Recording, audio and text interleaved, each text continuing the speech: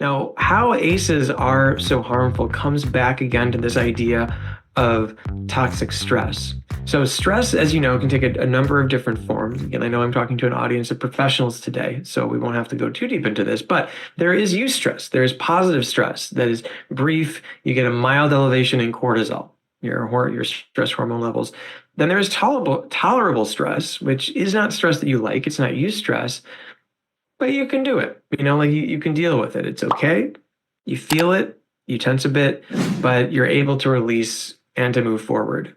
But then the real issue here is toxic stress. And that's how ACEs have this ripple effect, where you're just in this prolonged period where you just simply don't feel safe, or you're going to get your needs met. And that then creates this ripple effect where a lot of things can change. This is, if you think about how these problems develop over time, you have these adverse childhood experiences. And then that leads to, because the brain is constantly activated, because you have all of these stress hormones, you have disrupted neurodevelopment, which then leads to social, emotional, and cognitive impairment. Because again, you're so activated all the time. More on that in a second. That means that you might adopt high risk health related behaviors, things like smoking or drinking or acting impulsively or unlawfully or doing other things that can cause problems for you, which then ultimately can also lead to early death.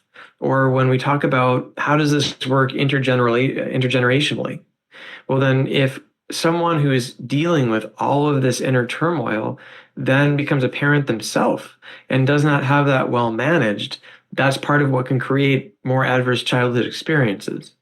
And so the cycle can continue. I can tell you as a therapist, and I'm sure many of you have had the same experience, that so many times when we hear about folks who have, certainly who have issues related to trauma, but even a lot of other behavioral health conditions, you can track some of their, if we want to pull in CBT terminology here for a second, just core beliefs about themselves in the world, and maybe negative ones in particular, back to messages they were getting either directly or indirectly when they were kids, sometimes from their parents, even well-meaning ones. And we'll talk about how that can happen shortly as well. But they got the message, and then it takes a root in just how they see the world. And there's all sorts of ways through confirmation bias to see that pop up and up and up again, right? Like authority figures aren't going to meet my needs, or I never know when I'm going to get hurt. Bullying, for example, is another way that you can start to, if a child gets bullied very frequently, they can start to change their worldview. And so I want to key in on one aspect here as well about how, when you've got this disruptive neurodevelopment, or when you've got this this always activated stress system, how that changes your ability to function socially, emotionally, and cognitively. And the way that I like to conceptualize the brain under stress is with this highly anatomically correct model of the brain, which is a very cute little dog driving a Tesla. This is not my dog, by the way. My understanding, based on the pictures, that this car is parked. However, this is how I like to think about the brain under stress, and here's why. Certainly we could talk a lot about neuropsychology and neurology and all the different parts of the brain, but when we're talking about stress, I like to think about it having two main areas that we need to think about that oftentimes are in conflict with each other, that represent the car in this picture and the dog in this picture.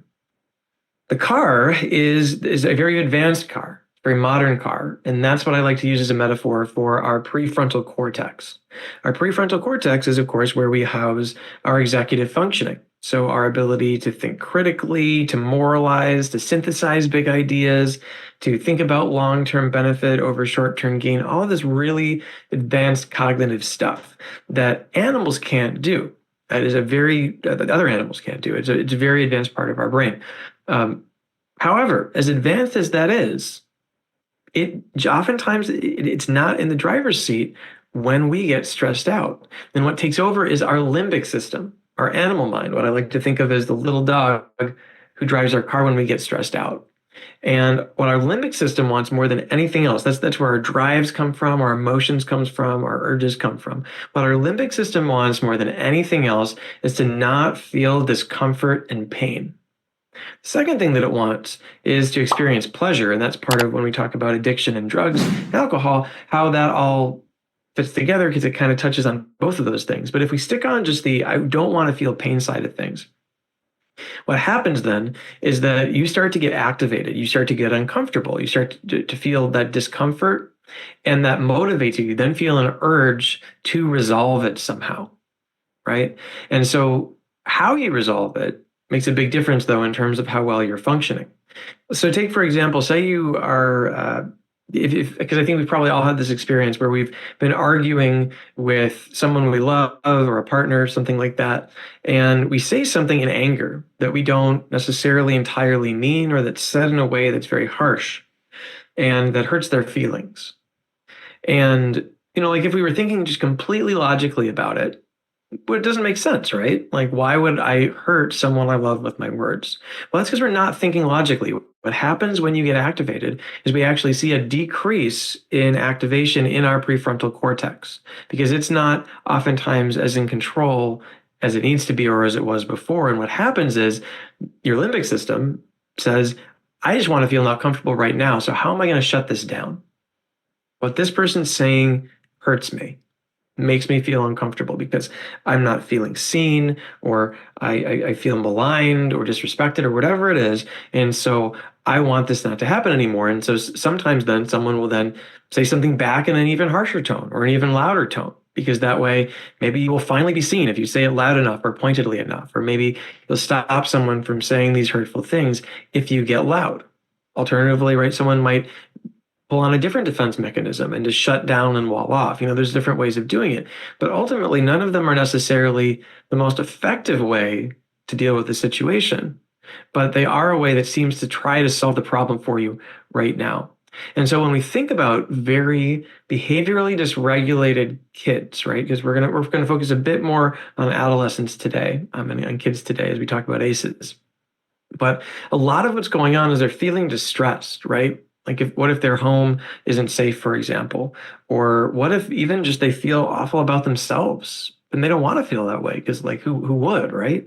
Well, how do you fix that the most quickly? Well, maybe you might go use a drug or you might go bully someone else so you can finally feel powerful or in control of something, or act out in some way to meet that need right now.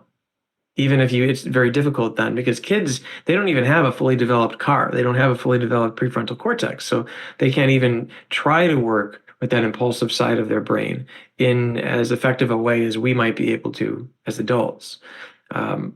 It's harder even for them to put that in there, but it's very tempting then in those moments for them to go towards something that works.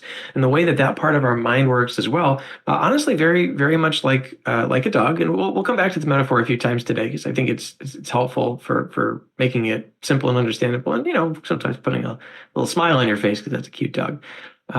Is that we learn through experience and repetition. So if we do something and we get a positive result, if we get a reward for it, if we feel better, if the pain disappears, we are more likely to do that thing again. And that's when we think about, again, these maladaptive behaviors, young people acting out, particularly if they've been through a lot of these traumatic type events. That's what we're looking at essentially, that they're using a strategy to try to meet their needs, but maybe not the one that's the most effective.